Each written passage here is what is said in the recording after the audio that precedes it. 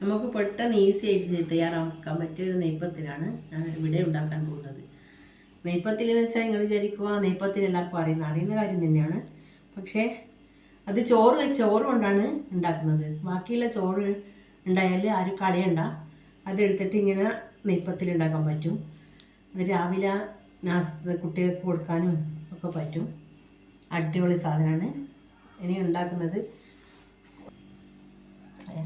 ഒരു ഗ്ലാസ് പച്ചരി, ഒരു ഉള്ളി, ചെറിയ ജീരകം 1 സ്പൂണ്, വലിയ ജീരകം 2 സ്പൂണ്, 1 കപ്പ് തേങ്ങ, 2 കപ്പ് ചോറ്.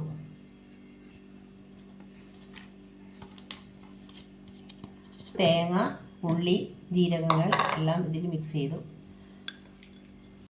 കൂടുതൽ ചോറാണ്, അരി കുറവേ ഉള്ളൂ. ചോറ്, ജീരകം, വലിയ ജീരകം, ചെറിയ ജീരകം, തേങ്ങ, ഉള്ളി, ആവശ്യത്തിന് ഉപ്പ്, ഇത്രയും സാധനങ്ങൾ മിക്സ് ചെയ്തു. ഇതിനൊരു മിക്സിയുടെ ജാറിലിടാം. ഇത് മിക്സിയുടെ ജാറിലിട്ടു.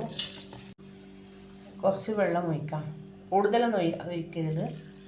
ആവശ്യത്തിന് എന്ന് പറയുമ്പോൾ മിക്സിയിൽ ഇത്രയും വെള്ളം ഒഴിക്കാൻ, ഒരു ഗ്ലാസ് വെള്ളം. ഇതധികം നൈസായിട്ട് അരയണ്ട, കുറച്ച് കുറഞ്ഞിട്ട് അരച്ചാൽ മതി. കൂടുതൽ വെള്ളം ഒഴിക്കാനും വെള്ളമായി പോകാനും പാടില്ല. ഇത്രയും ലൂസ്. ഇതിൽ കുറച്ച് അരിപ്പൊടി കൂട്ടണം. അരിപ്പൊടി മിക്സ് ചെയ്യാം. മിക്സ് ചെയ്തതിന് ശേഷം ഏത് അരിപ്പൊടിയും എടുക്കാം. നിങ്ങൾ പൊടിച്ചതാണെങ്കിൽ പൊടിച്ചെടുക്കാം, അല്ലെങ്കിൽ ആമീസ് പൊടി, പത്തിരിപ്പൊടി ഏതായാലും കുഴപ്പമില്ല. ഏത് അരിപ്പൊടിയാണെങ്കിലും യൂസ് ചെയ്യാം. ഇത് ഈ പരുവത്തിൽ വേണം അരച്ചെടുക്കാൻ.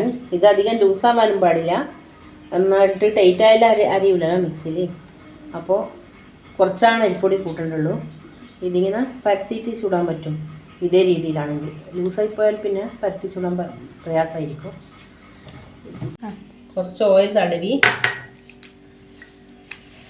മഴയിലും കുറച്ച് ഓയിൽ തടവി ഇതുപോലെ എടുത്ത് ബോൾസാക്കി അതിനെ പരത്തി. അധികം കട്ടിയോ ഉണ്ടാകാനും പാടില്ല. ഇതുപോലെ പരത്തി എണ്ണയിൽ വറുത്തെടുക്കുക. ചട്ടി വെച്ചു, അതിൽ എണ്ണ ഒഴിച്ചു. അത് ഓയിൽ, നിങ്ങൾക്ക് ഓയിൽ ഉപയോഗിക്കുന്നതാണെങ്കിൽ ഓയിൽ ഉപയോഗിക്കാം, അല്ലെങ്കിൽ വെളിച്ചെണ്ണയെങ്കിൽ വെളിച്ചെണ്ണ എടുക്കാം. നിങ്ങൾക്ക് എന്താണ് ഇഷ്ടം അതെടുക്കാം.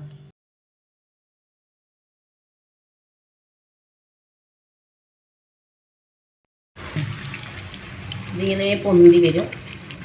നല്ല ഇതുപോലെ ആയി വരും. അപ്പോൾ ഒന്ന് തിരിച്ചിടാം. തിരിച്ചിട്ടിട്ട് ഒന്നും കൂടി ആയാൽ